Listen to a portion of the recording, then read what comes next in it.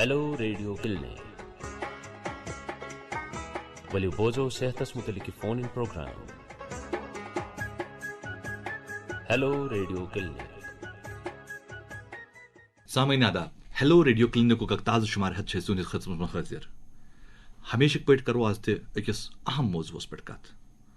सामईन अक्सर बोजान कि डॉक्टर्स वनान या वारिया एक्सपर्ट वनान कि अस पज न्यूट्रिशनल डाइट खेन ये न्यूट्रिशनल डाइट क्या गो न्यूट्रिशंस कमन वनान अस पता आसान क्या मतलब माहिर हेकान प्रॉपरली गाइड कर समझे तेल हेकान तम चीज़ फॉलो कर आज स्टूडियोस मज अथ मौजूस पे कत कर खतर दावत दिसमस डॉक्टर बशीर अहमद लावे सबस professor and head department of endocrinology SKIMS Soura यमन सत करो आज कत कि यह क्या तो कित पे न्यूट्रिशनल डाइट अकिस इंसान वातान सारे ब्रो करो डॉक्टर साहब खैर मकतब डॉक्टर साहब तुंद इस्तकबाल स्टूडियोस अस्सलाम वालेकुम वालेकुम अस्सलाम डॉक्टर साहब न्यूट्रिशनल डाइट न्यूट्रिशन यह क्या अकिस आम इंसान अकिस आम बेमारस पई आसान थोड़ा बहुत कर तो वजाहत अमिच तबरेज साहब न्यूट्रिशनल डाइट कह बेसिकली टर्म अहन यह जन तुम वोनमुत अथ सत वोनमु तुम न्यूट्रिशन अहन न्यूट्रिशन मीन्स खेन चेन खान पान वन तथ खेन चेन अहन यह इंसान सद जिंदगी मज अहम जुज आसान कि खे क्या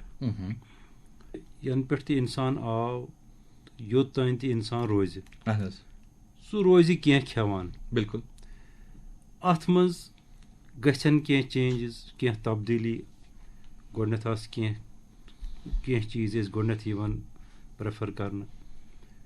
टाइम गो चेंज वनकस कह नई चीज़ प्रेफर करना या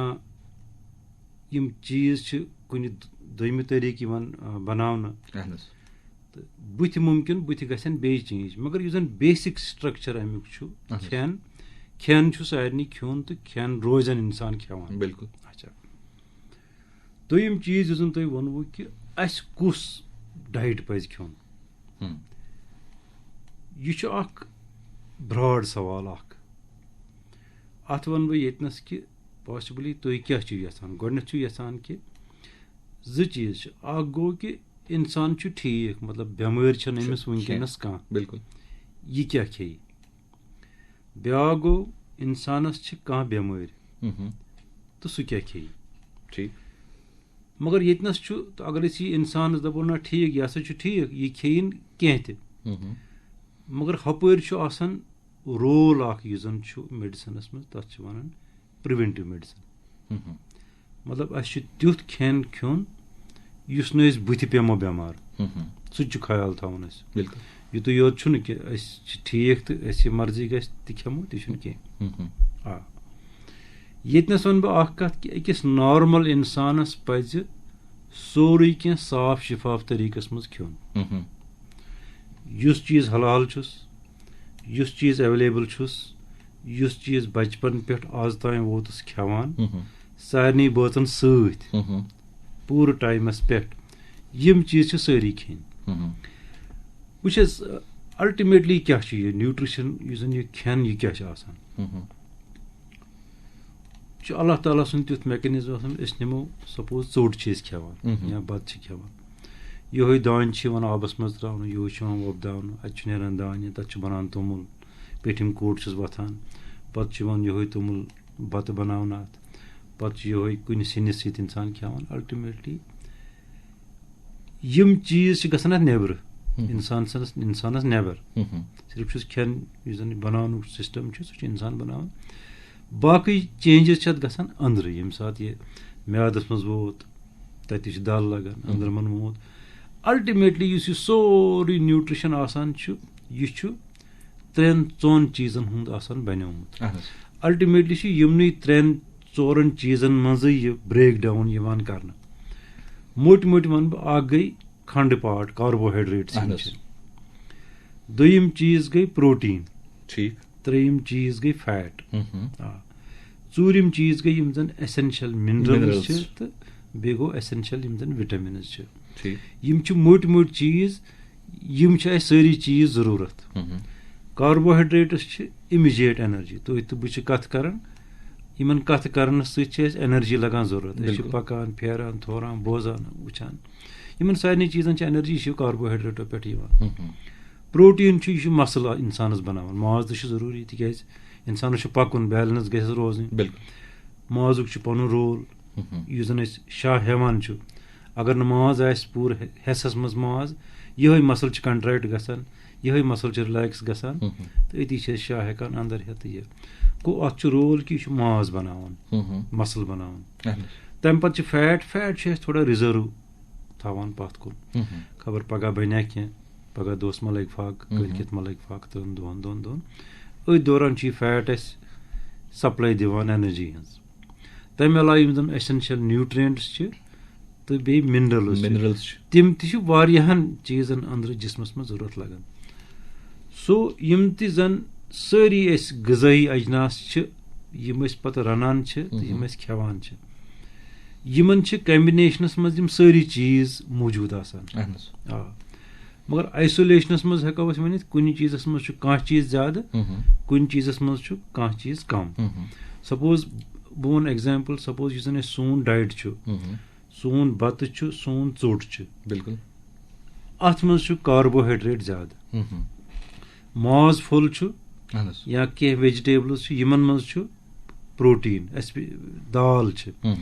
دالن منٛز چھُ پروٹیٖن مازس منٛز چھُ پروٹیٖن یِتھٕے پٲٹھۍ یِم زن سٲنۍ یِم زن مِنرلٕز چھِ یِم زن وِٹامِنٕز چھِ تِم چھِ یِوان یِم زن ؤتھٕر دار سبزی چھِ چاہے تِم سبٕز چھِ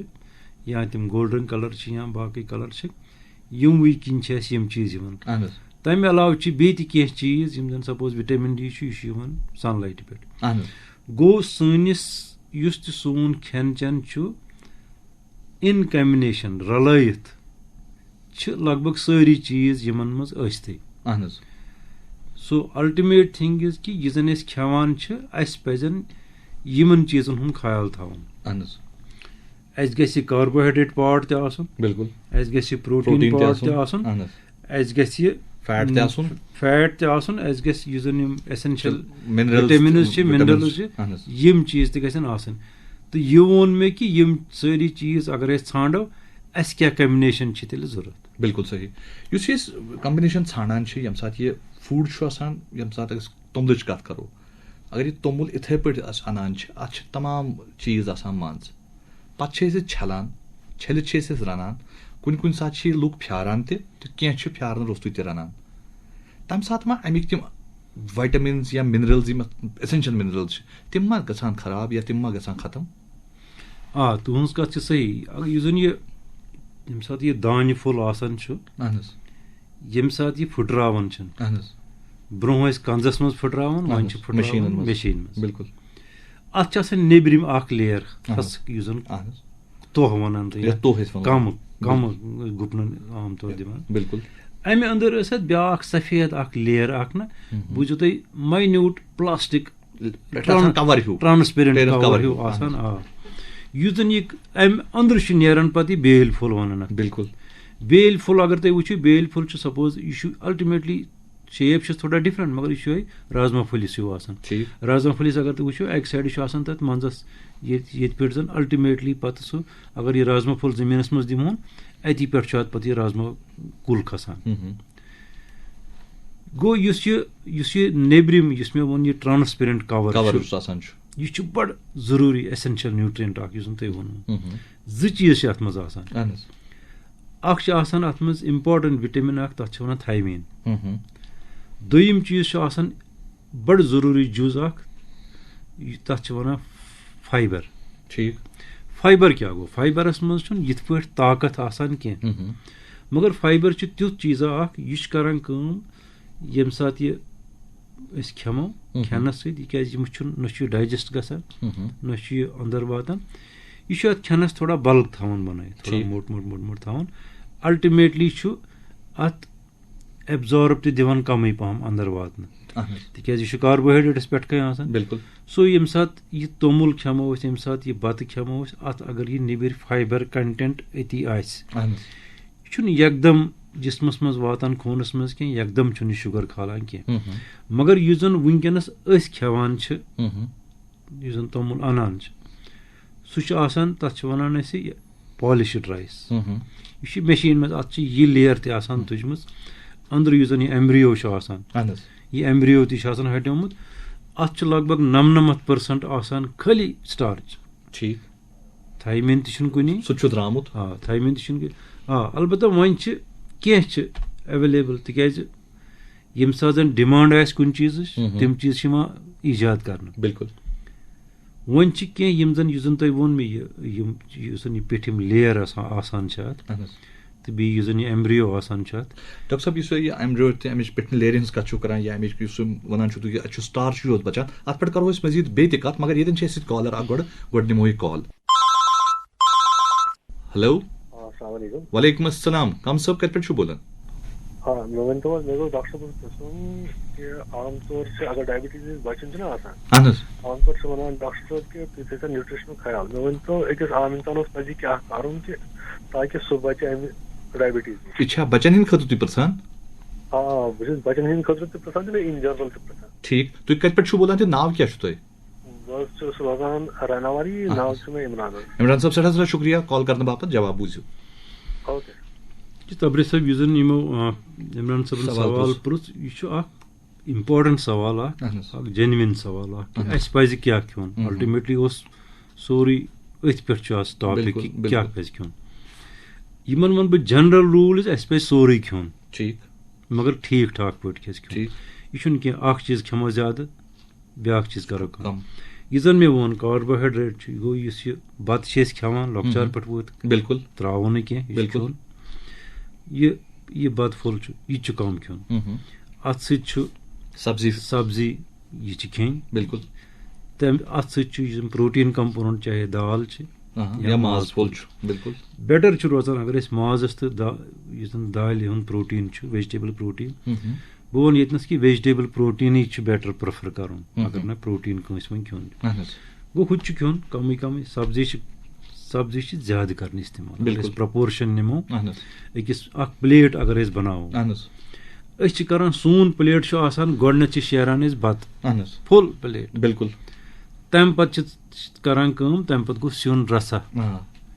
तथ मज वन रेफ्रिजरेटर बिल्कुल वन माज रोनमुत सह हेको दमि दह तमि दह मगर प्लेट गोस यथ पे अम प्लेट नेसफ हिस्स गोस सलाड तो सब्जी ठीक जिस नेसफ हिस्स रूद तथ मज गोस अमुक नेसफ गोस बत तो अत बाकियस गोस या प्रोटीन सह दाल हिंद किस सूरत या सह माज सूरत यह डाइट असली ठीक डॉक्टर साहब तुम कत करो प्रोटीन दाल मिलान वेजिटेबल प्रोटीन मगर इस एनिमल प्रोटीन तमिच जरूरत अगर वेजिटेबल प्रोटीन मिल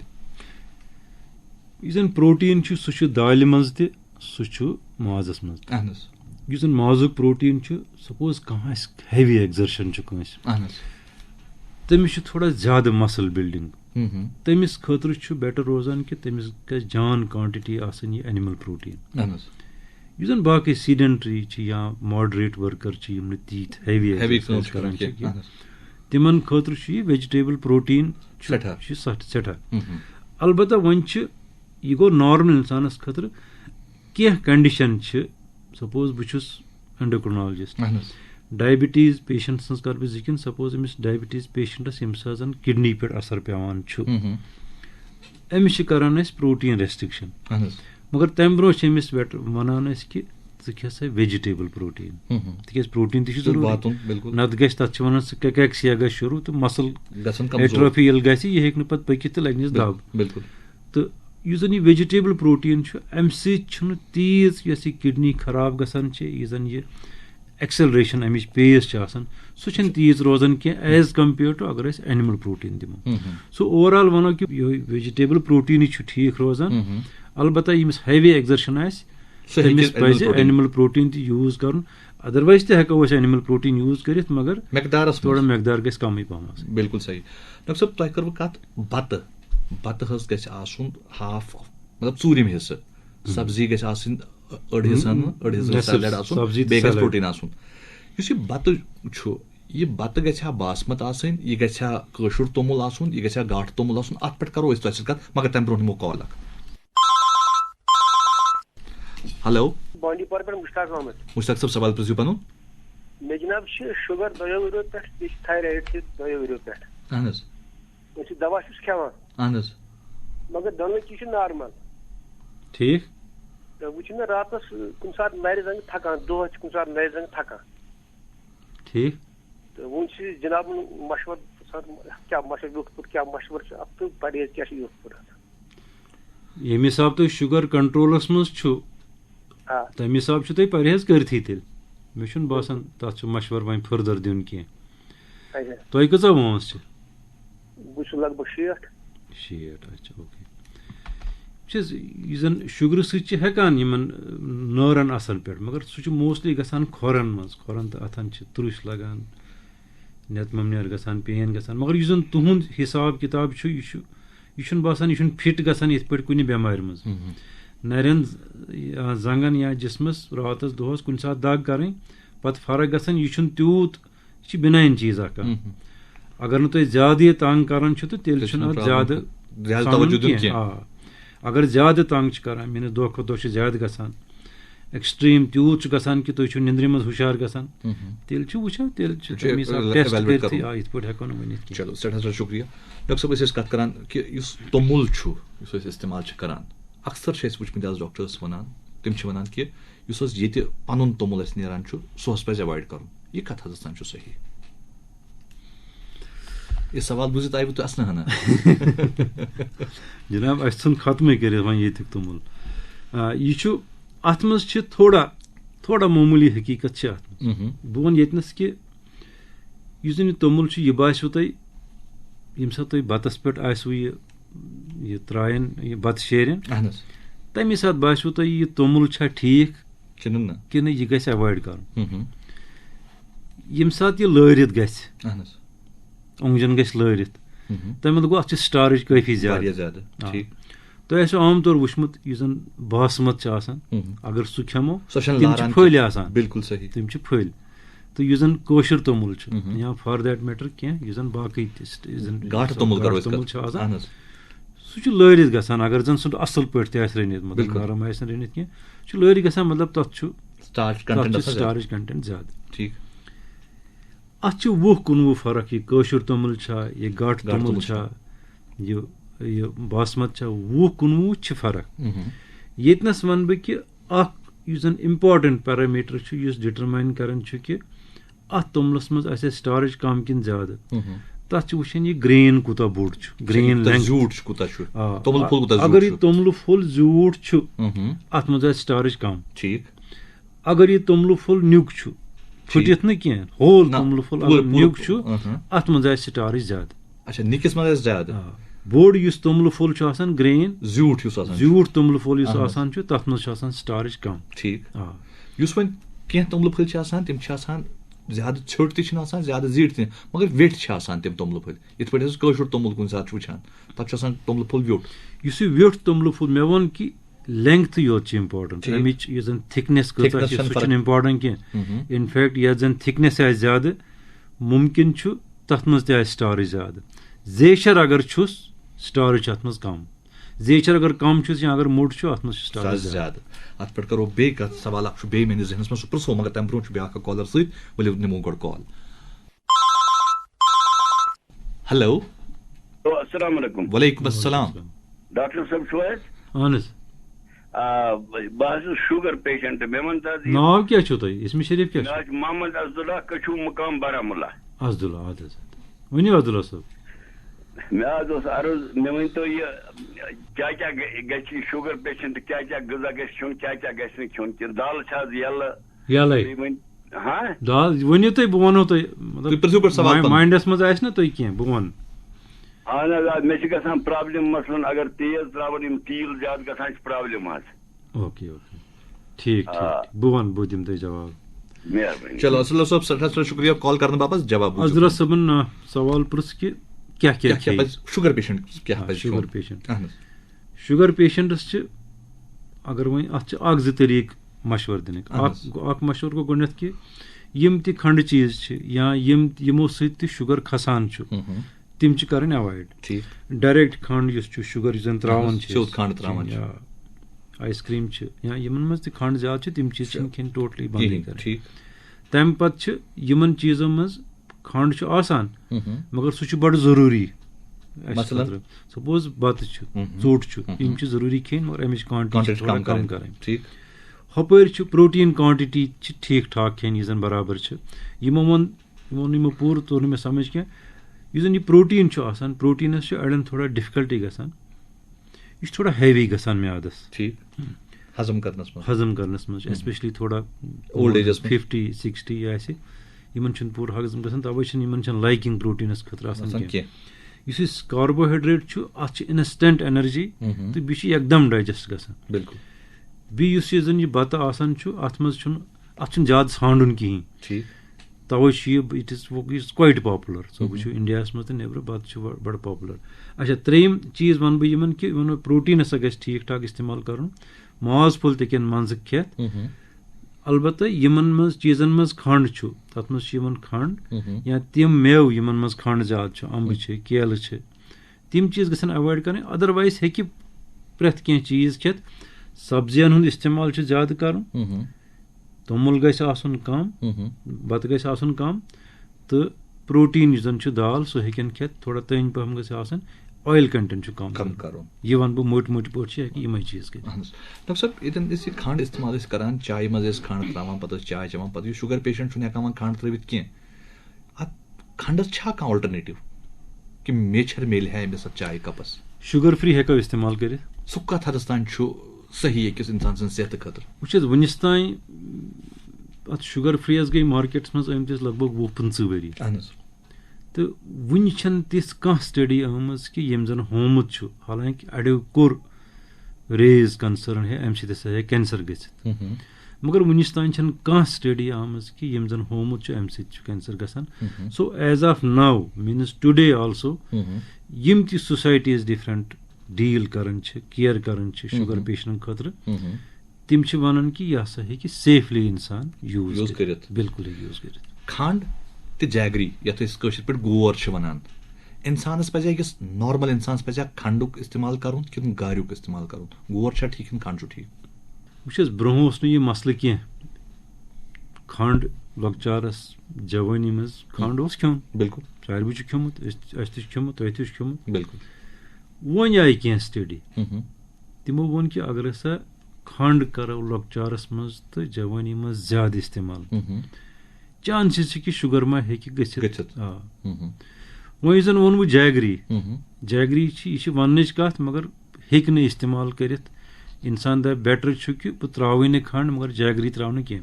जैगरीस साइंटिफिक बेसिस तुम पृथु यह सवाल कह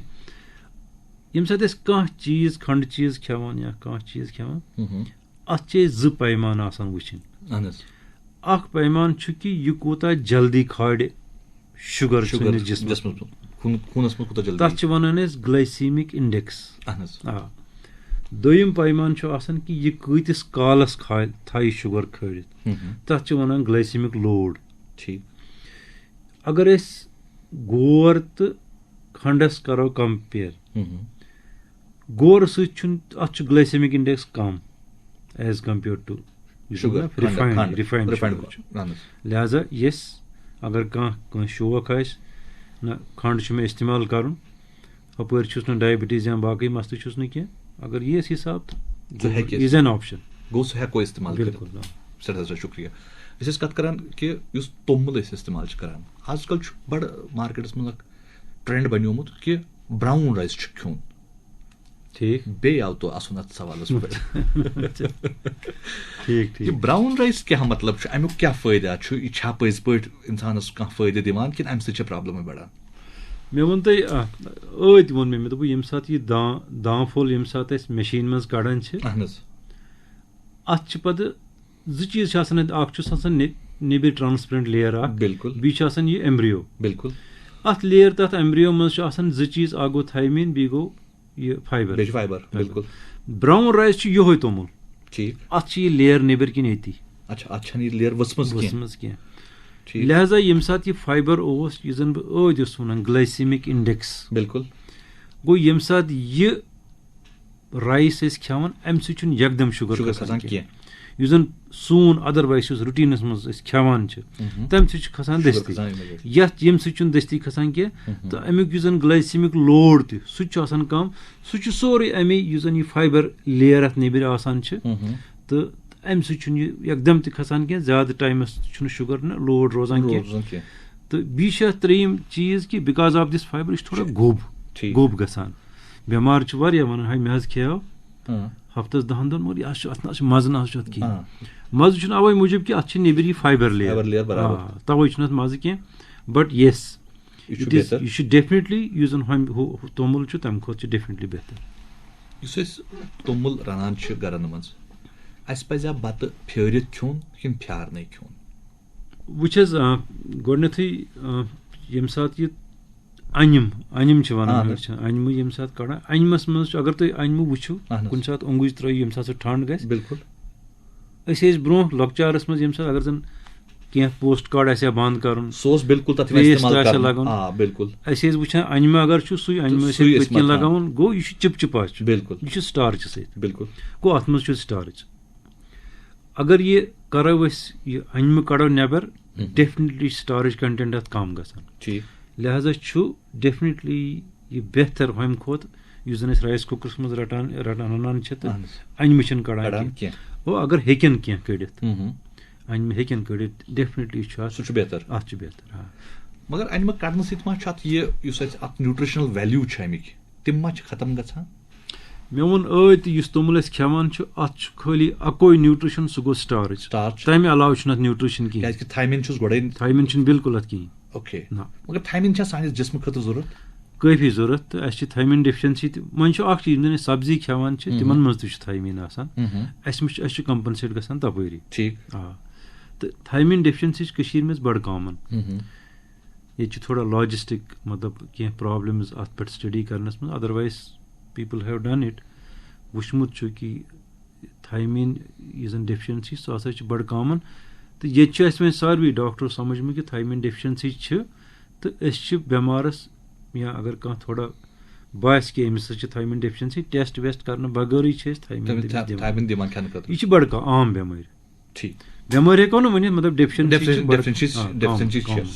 شُکریہ ییٚتٮ۪ن چھُ بیاکھ اکھ کالر اَسہِ ؤلِو گۄڈٕ رَٹو کال اکھ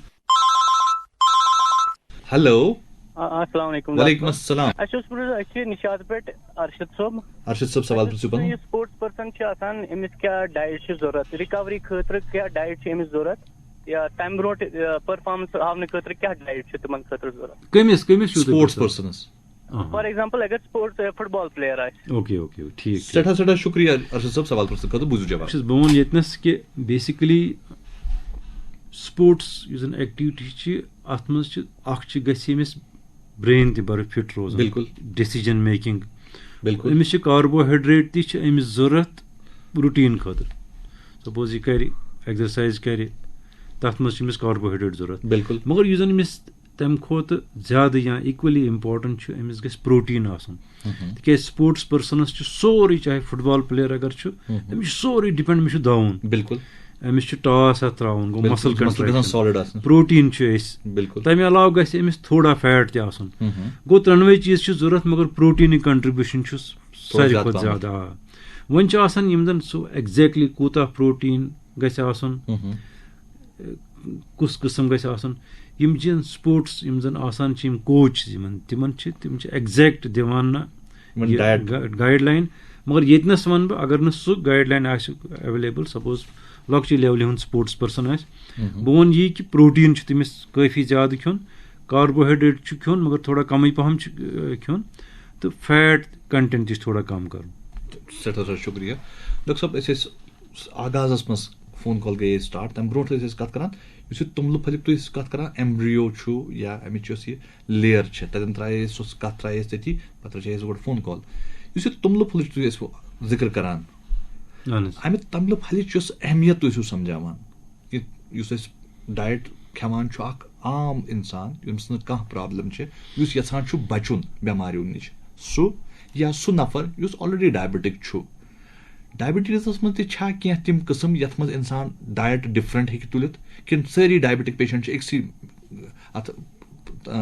کیٹگری منٛز یِوان Because diabetes yus zan diet plan asan chu tat chu mot wan bh zٕ qism asan.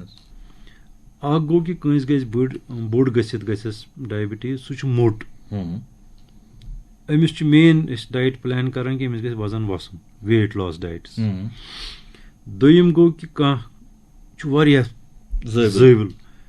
Amis chu divan is chu diet yus zan amis thoda weight gain gais. Yu chu overall amis weight loss diets chu pevan mostly zarurat, weight gain chu pevan kam zarurat.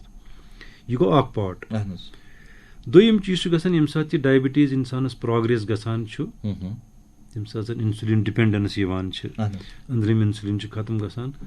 Tam pat chu sori yus zan blood sugar khasun wasun chu yu chu doin cheezan pet. Amis insulin kota dimo to amis sugar khan sit kota khot. Tam sat chu ye zyada pevan as sanun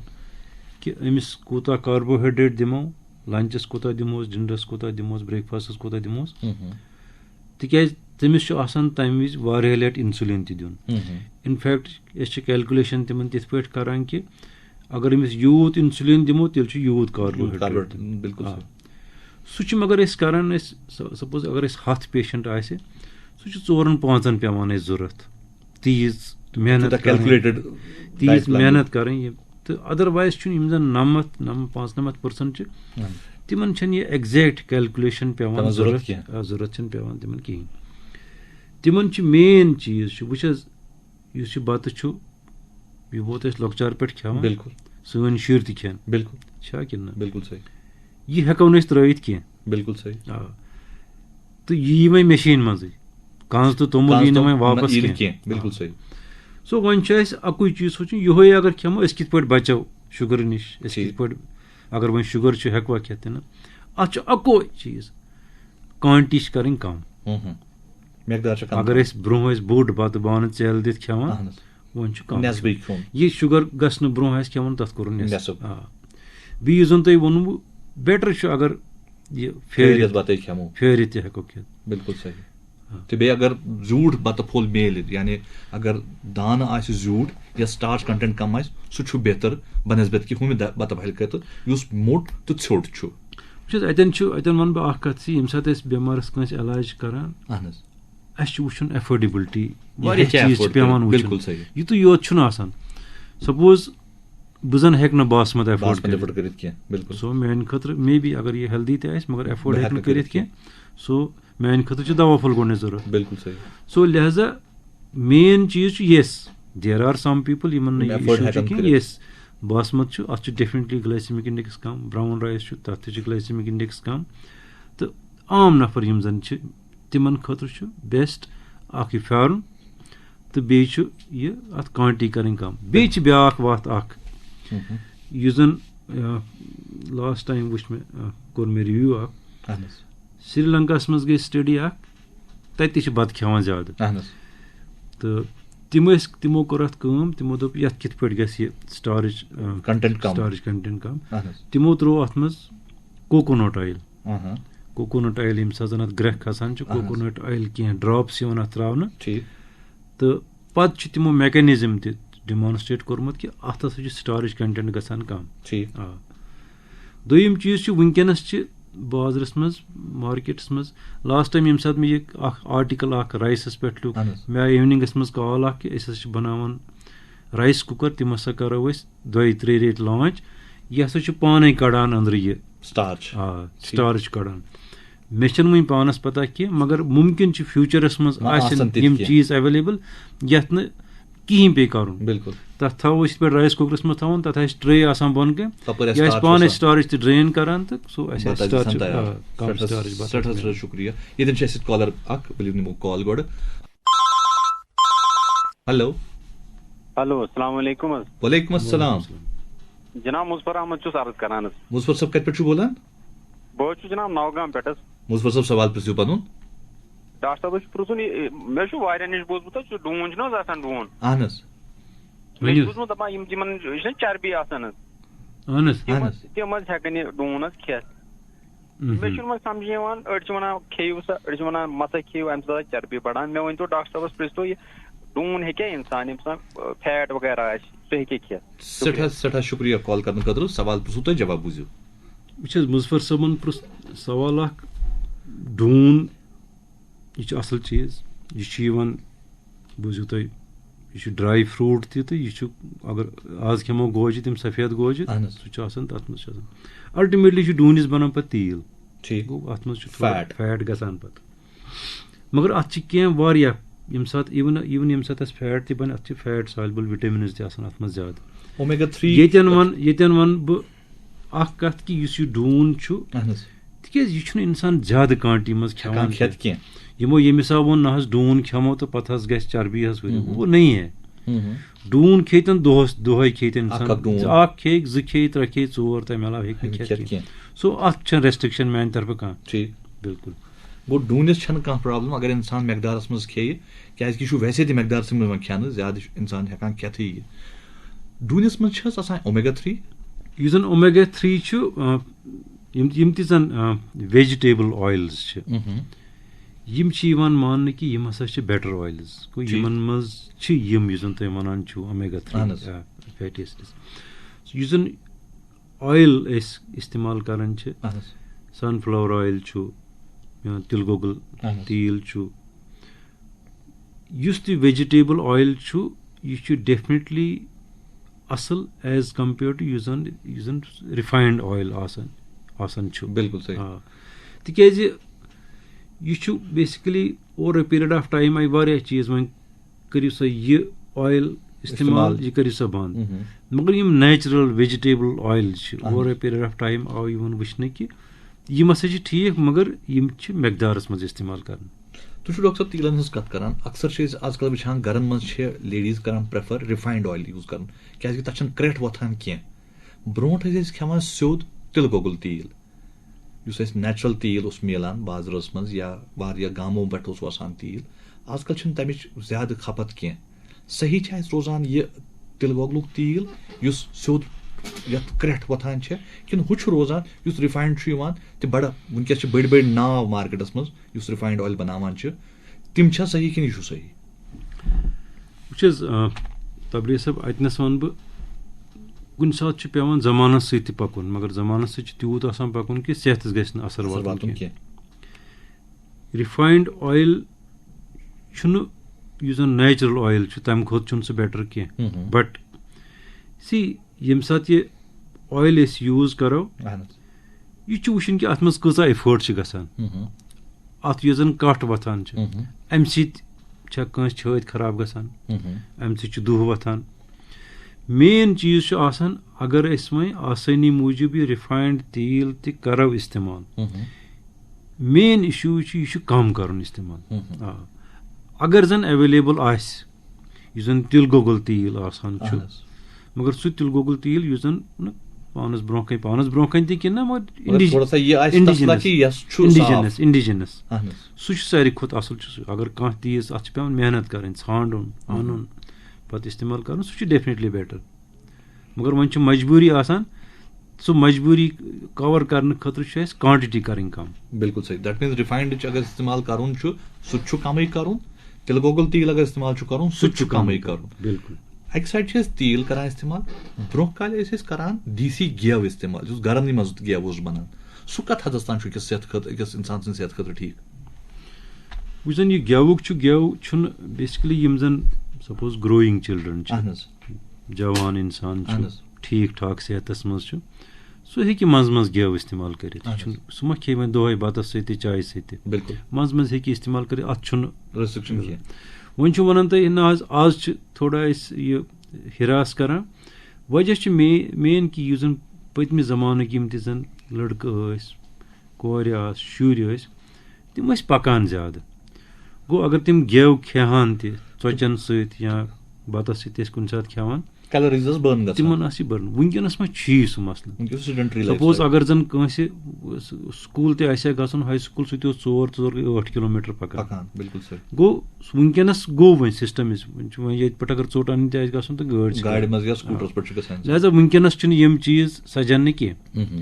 Teej जरूरत कहें लिहाजा Yemen चीजन मज high calories यम बचावन अगर पगह फाक लगे तो तिमन चीजन हज इफादत वनकस मे बासान बिल्कुल कहें डॉक्टर साहब टाइमिंग खेन चेन यह कचा अहम है अकिस इंसान सद खतर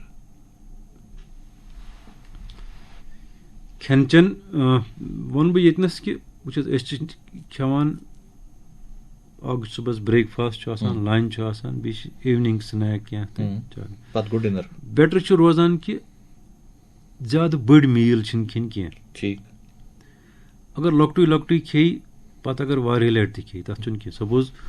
सुबह कोर ब्रेकफास्ट ये गोना चीर ब्रेकफास्ट 9 बजे ना वह ब्रेकफास्ट गो कशर चोट कह बटर इस्तेमाल कर चाय ठूलान वूलान कह अगर सुलि खे 2 घंटे 3 घंटे बाद बे चाहे फ्रूट खेतन कह या कह सो दैट यम सात अमिस लंच टाइम हालांकि वन तड़ लंचस बाद तम सात गोस यह बछोत इस बछोत हिसाब सपोज शामनस ये शीरियो बत बच लज हुई बच गि लगन कह बच ठीक लगन मगर हुत पे लगन कह लिहाजा तम मूजूब गि मज स्नैक इन द फॉर्म यह न कह बाजरुक स्नैक यम जन फ्रूट दुध कप चाय कप खाली षचहन यम होम मेड यम चीज गरस मज बनान यम हेको इस्तेमाल कर तो तम रोज स्टमक रोज फुल तो यह मेन मील सह कर ज्यादा इस्तेमाल कह डिनर टाइमिंग मज वुचान अक्सर लुक इशा नमाज पत हालांकि वन इशा नमाज वारिया सुली रेत काल लेट पहन मगर तम बावजूद लुक 10:30 10 बजे खेवान बत 12 बजे शोंगान यह कत हदस तान ठीक अकिस इंसान सद सेहत खतर वुनस वन बह वजन बढ़ान स्टडीज आमत मतलब 3 खेन ब्रेकफास्ट लंच डिनर अगर डिनरस मज डिनरुक मील सोन यह डिटरमाइन कर कि कोता वजन खस ठीक अगर हेवी डिनर करो खस वजन अगर लाइट डिनर करो खस न वजन रोजो ज्यादा सेहतमंद यन वन बेटर रोजान यह डिनर यह गोस सुलि यून खेन 10 बजे 11 बजे 12 बजे यह टाइम कह यह सेहतस पे मुजिर कर अम ब्लड प्रेशर खसान अम पे निंदर तक ठीक कह अम स्लीप एपनिया गसान तम ग डायबिटीज तक ग गो बेटर गया कि अगर जन सुलि खे मगर वन अड़न काम हंदिस सिलसिलस मज बिजनेस किस सिलसिलस मज अगर नम एब्सोल्यूट कंट्राइंडिकेशन आसन कह बेटर रोज कि गरस मज यम सुलि शाम डिनर कर डॉक्टर साहब आजकल वुचान सन बच्चे हेल्थ कॉन्शियस वारिया ज्यादा गमत तिम यछान वजन गस खसन कह कुन ते हालत तथ खतर तिम स्योद फाक दिवान पत तिम गमत स्योद लारियम तिम कशर पे वनान वेट लॉस डाइट क्या गस आसुन यम सत अकिस इंसानस वजन त खस कहें खासकर फीमेल्स ज्यादा कंसर्न अत वेट लॉस डाइटस पे अत मुतलिक वन तुम वनान कि वजन गोस न मे खसन कह सह बदल चीज ब्या गो कस वजन ज्यादा सह कम वाल सह अलग ब्या कि ब्रोट मे मा खस वजन लेडीजन मज कोरन मज बेमार तथ वन एनोरेक्सिया नर्वोजा वेस्टस मज ज्यादा हालांकि ये वुचान यम खेवानी कह क्या प्राह गो हे अस खस वजन बिल्कुल वन एनोरेक्सिया नर्वोजा यह बिंज ईटिंग करान बिल्कुल यह अमुक गज बड़ ख्याल थवन कि यह गस पन्निस बच्चस युथुय सह बोड़ गो 9th 10th 8th मज बच्चियन मज ज्यादा यमन गस वन कि ना यह खेन अगर बंद करो यह खेन जरूरी मगर ये पता मेकदारस में हेल्दी डाइट यह खेन टोटल फाक बिंज ईटिंग एनोरेक्सिया नर्वोजा यह मुजिर सेहत खतर अम लॉट ऑफ एंडोक्राइन चेंजेस गसान हार्मोन्स चेंजेस गसान कि यमन गसान ग्रोथ अगर बच्चस वन ग्रोथ गसान ठीक मेंटल यह डेवलपमेंट ठीक गसान बाकी यह जन हार्मोन डेवलपमेंट अकिस कोर बड़ गसन खतर तम चीज गसान तम सह गो अम मतलब टोटल कत यह बच्चस पज डाइट खोन मगर खोन मेकदारस वक्त गई सही खेन चेनुक आसुन नेचुरल डाइट गस आसुन जंक फूड फास्ट फूड गस न आसुन कह शुगर कंटेंट गस कम आसुन अम अलाव कह तुथ चीज़ा या अगर त्रेश कत करो बच्चे त्रेश वारिया कम चेवान अमि त्रेश क्या फैदियत अकिस इंसान सन्स डाइटस मज त्रेश जरूरी मगर ज्यादा तह कह ये हेक बह वन कि 1 लीटर चेवा 2 लीटर यह बोड़ नफर अगर सह सुबह यम सात सह यूरिन पास करान तम सात हेकि लिदुर थोड़ा यूरिन मगर दोहल गछ न तमिस पत लिदुर यूरिन आसन कह को अमिस तीज त्रेश चेन दोहल गछ अमिस बिल्कुल यूरिन साफ पकुन तो मतलब वह ठीक हाइड्रेटेड ठीक से कि बिल्कुल यह हेको न वनित 1 लीटर चे 2 लीटर चे सपोज वंदस दफ्तर गसान बुखार ब्रोह काफी ज्यादा डिहाइड्रेशन हालांकि नेबर माइनस बिल्कुल सही लिहाजा ये यी वोन मे कि यूरिनस पे नजर थवन यह तरह फिक्र डिहाइड्रेशन मे गमज कि मे ठीक वह अगर कह ज्यादा त्रेश चे ना मे रोज बकवट ठीक मे चलन कन मे गनी न कन मे गस पेशाब ठीक सह बिल्कुल गलत बेमार तथ वन प्राइमरी पॉलिडिप्सिया यमन या बूजमुत अड़न पेशेंट न पुरमुत कि अगर त्रेश चमो ज्यादा रोजो ठीक यम तीज त्रेश चवन यमन पत पेशाब गसान जारी पेशाब रात पेशाब करान यमन बोटल सत बिस्तरस पे बोटल दफ्तर त बोटल चंदस मज बोटल प्रत सात चवान प्रत सात तेल त्रेश तीज अशद जरूरत बोड़ बार यह जन प्रॉब्लम पेशाब यून प्रॉब्लम तो अमच अगर ज्यादा त्रेश अम अंदर सोडियम कम गसान सोडियम यम सात कम गो अगर तूत सोडियम कम गस तम इशूज गसान मसलन ब्रेन यमन गसान मतलब अनकॉन्शियसनेस हेकन गसित मसल क्रैम्प्स गसान तो नरन जंगन करान दग यह गसान अमी हाइपोनेट्रीमिया सत अगर थोड़ा बुजुर्ग पहम ज्यादा पहम बुजुर्ग नफर हेल्थ इशूज सह हेकि एकदम अनकॉन्शियस गसित तूत गसित सोडियम कम अच्छा डॉक्टर साहब डायबिटिक पेशेंट वुचमित यह त्रेश ज्यादा चवान कि तिम वन त्रेश चवान चन विज कि मे हसा डायबिटिक मे ना गि किडनी पे असर पेन क्या अम मूजूब त्रेश चवान यह सही ना यह सही कह शुगर यम सात हुर त्रेश लगान ज्यादा तम सात ठीक अंडरस्टूड वह यम सात कंस डायबिटीज ऑलरेडी अगर जन अमिस बकवश पे असर पेमुत यह त्रेश चन समिस जिस्मस मज आब गसान ज्यादा जमा ठीक तो वो तमिस पत सह एडीमा गसान जंग होना बिल्कुल सही वरम खसान टर्र खसान सो तन तिक तमिस जन त्रेश चवान नॉर्मली इंसान फिक्र तरह कह योर चेन त्रेश यूरिन कोर pass so everything is okay इन मज किडनी इन्वॉल्वमेंट किडनी इन्वॉल्वमेंट कुछ सात तूत गसान कि आब तक पूर कड़ित कह सो आब जमा गसान लिहाजा तिमन चेन कि रोजी तिमन डॉक्टर्स पृछित कचा त्रेश चमो सह तिमन वन एग्जैक्टली कोता यूरिन करो पास तम हिसाब से त्रेश इत पे अनखिल चेन कह ठीक इन ब्या कॉलर सि प्रोग्राम ٲखری कॉल वलियो रटो यह कॉल हेलो वालेकुम अस्सलाम जनाब शुगर नॉर्मल नाव वनु पन कत पे बोलान वनु वनु प्रिसु सवाल पन चलो मे शुगर नॉर्मल 102 या 105 क्या पकनान तो ठीक रोजान मगर ओतर खोत मे हंग तो फीवर बे कई पास अगवे क्या मे बासो बिम नजर डॉक्टर बोड़ बेहतरीन बोड़ बार डॉक्टर जनाब डार साहब तो तम दो दोपुन यह गोमुत वायरल गोमुत हवास वह कर सह एंटीबायोटिक 2-4 पल 5 पल मगर खे 5 दोहन मे खो 5 दोहन कह मे खो 3 दोहन पे ओड फुल पे हुन बाकी दोहन खो ओड फुल मगर अम सो मे पे दोमी दो गोस क्या मे कोर इंसुलिन मे कोर यह शुगर टेस्ट कोर टीनिया कोर तक द्राव मे 1.99 पे गो अमिस डॉक्टर दोन क्या पर्वा अत क्या मगर मे गमुत पान बेहिसी बहुत बेहस चीज मोल रचना कह चीज मोल अगर न कहीं खम तो मे मगर हपर शुगर इंसुलिन कर वंस 71 वो कि क्रेटनिन अगर यह पोज क्रेटनिन क्रेटनिनस मज वो क्रेटनिनस वेरिएशन नबर लोकल लैब्स क्रेटनिन कर बड़ा हाई हावन क्रेटनिन वेरिएशन तुम कूत वक्त गो डायबिटीज सो यह कन्फर्म कर क्रेटनिन अगर ज्यादा सपोज 1.9 गो लगभग 75 पे मसल मैच तम गो 2 क्रेटनिन गो तेल ज्यादा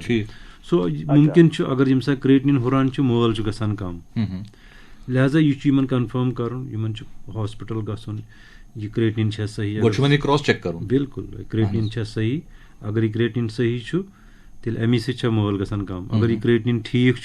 तेल वुचन बदल वजह हंग तो मंगई गस मोल कम कह तेल कह टेस्ट पेवन कह बेसिक टेस्ट कह सो अस पता लगान कि मोल क्या कम। डॉक्टर साहब हालांकि यथान करो मजीद अत बारस मज कत सवाल ज़्यादा मगर वक्त कमी हेको ज़्यादा कहें पृथ मगर ٲखरस पे बह जरूरी पृछुन कि आम इंसानस क्या यू तुम वन चाहे बच्चे जवान या बुजुर्ग सो कित पे हे न्यूट्रिशन पन बराबर कर या हेल्दी डाइट खेत। तबरेज साहब दोन लाइनन मज वन कि सोरे खेयु मगर घर बनाइथ नेबरिम यम रेडी टू ईट फूड्स तम मह खेयु कह हालांकि once in while may be रेतस दोन रेतन मज कुछ सात पेवान फैमिली शुर तंग कर we want to move out Covid मज देयर इज नो इशू रेतस दोन रेतन गु तुम नबर खेयु होटलस मज हेकु रेस्टोरेंटस मज एंजॉय करियो मगर अदरवाइज यह रूटीन डाइट यह बाजार अन यह रन गरस मज यह खोन मगर खोन मेकदारस मज यम ते रेडी टू ईट फूड्स तम गरस मज अन तो बस घर खेन कह। डॉक्टर साहब ٲखरस पे कोर यह कत कि रेडी टू ईट फूड सह खोन कह लुक शाम शोंगन विज फ्रूट यहां खोन यह खोन ठीक कि ना फ्रूट प्रत सात असल चीज यह अल्लाह ताला सज नियामत अत मज न्यूट्रिट फ्रूटस बेस्ट रोजान अगर जन खाली मैद शोंगन विज लगभग खाली मैद आसान पत खेत गंट 2 गंट गमित यह गलत चीज मे बासान कह प्रॉब्लम ना ना यह ठीक। डॉक्टर साहब तुहद सठा शुक्रिया आज पन कीमती वक्त ये शेयर करने खतर शुक्रिया इंशाअल्लाह पूर उम्मीद कि यम कत करव या यम सवाल लुको प्रिस तिहद जवाब तिमन वत या तुह वनव यम कह कारामत कत अम सत डेफिनेटली सान बोजन वाले फायदे तो इंशाअल्लाह यह सन यह गि डायबिटीज नश डायबिटीज फ्री गई हालांकि तथ खतर मेहनत करें तो इंशाअल्लाह सो कोशिश करो जरूर आज तुहद योर इन खतर सठा शुक्रिया शुक्रिया। तो सामन यम डॉक्टर बशीर अहमद लावे साहब professor and head department of endocrinology Sher Kashmir institute of medical sciences Soura अस कर आज न्यूट्रंटन पे कर कत उम्मीद अजुक प्रोग्राम तुम टार खोतमुत इंशाअल्लाह नविस प्रोग्राम मज गो बेकिस अकिस मौजूस पे कत कर खतर तुहदिस खदमत हाजिर तोतान तुह ते खुदायस हवाल। हेलो रेडियो क्लिनिक वन तुम सेहतस मुतलिक फोन इन प्रोग्राम बोजान